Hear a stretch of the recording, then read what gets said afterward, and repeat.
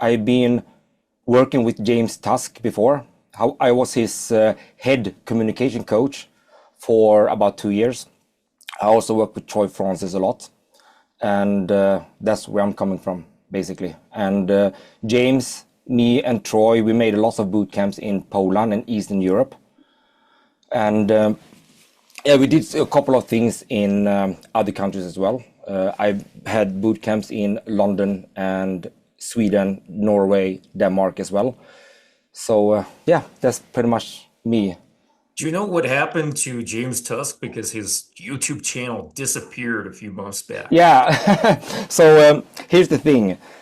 Me and James, we worked quite a lot, and we had a lot of plans. I don't know if something is wrong with my connection here, if everyone hears me. We can hear you, but you're... Oh, you can hear me? Yeah, okay. So I don't really want to get in too much in detail, but we were actually planning to do a lot of things, specifically when it comes to this communication area in Pickup itself. But then his channel got cancelled, and it was very hard to determine why it got cancelled in the beginning, because YouTube didn't want to reveal why that is. But we do have a pretty good idea of why his channel was cancelled, basically. I think it's there are a couple of things that I believe broke the policy of YouTube, and when you reach a certain point, they're just going to close you down, basically. If you all mind me asking, what do you think those things are? I'm just curious, so I can protect my own channel. I think that one of the things that James Tusk started to do is actually go into different field of self-improvement. And I think many times when you're recommending things online, it can actually be quite sensitive if it's sort of things that have to have some kind of a support of an MD or something, like a physician and so on. So I think that was one part of it. But then also this, I'm just guessing here now, but also when it comes to infields and how you do the infields can also have a huge impact on breaking the YouTube policy. Many times YouTube don't ask about cold approach infield, for example, but if someone actually are asking YouTube to do it, then they start doing it. And if you don't have a proper answer, they can actually cause a lot of problem, specifically with cold approach hidden infields. Yeah, hidden camera.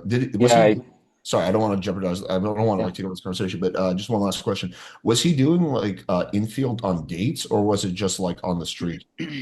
No, he did both basically. I mean, we did both. We did both. I mean, one of the main thing with the James Tusk program was actually to get people to get Insta dates. So not only could we get footage of the cold approach itself, we could also get footage on getting them out on an Insta date, and therefore we can actually see how an Insta date would look like.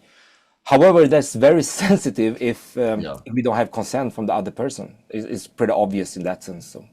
Yeah, I always felt like the date infield is the most risky part, because just like a lot of normies look at that and they're like, whoa, where's the privacy? Versus like on the street, I feel like is a little safer, although not. Well, you also have to look at like, I don't know how it is in Europe, but like California and I believe New York is a two-party consent state, right? So if you're going to record and you're going to do audio, you have to get both parties' consent, and that's where YouTube can be like, "Hey, that's breaking the law," as opposed to that's only filming like in public. That's okay, right? But if you are both video and audio recording a person without their informed consent, that's against California and New York law. I think that's only if there's an expectation of privacy, like for example, like at your house or like at a really private venue. But I think like on the street, there's no expectation of privacy, so the two-party consent doesn't apply, as far as I know. Yeah, I mean, I beg to differ because I've talked to a lawyer about this. This is why a lot of pickup artists have been like canceled. Is in other states, other countries might have different laws, but I know like California is two-party consent, and you can film on your cell phone. Sure, that's fine. But if you're like mic'd up and you're both video and audio recording, that's different. Okay, gotcha. Yeah, absolutely. Okay, also, when you look at the Polish law, for example, sorry, I didn't want to interrupt, but if you look at the Polish law, for example, it depends on where you're doing it. If you're doing it in the shopping mall, for example, and they basically going to see what kind of intent did you have with that infield.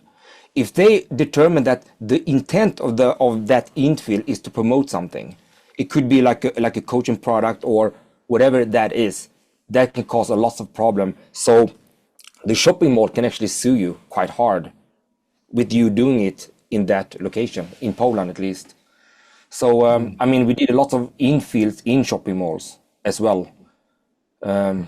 Yeah, so yeah, it's lots of hustle in that sense. However, what I want to say is that YouTube don't really look into it that much until someone asks them to do it.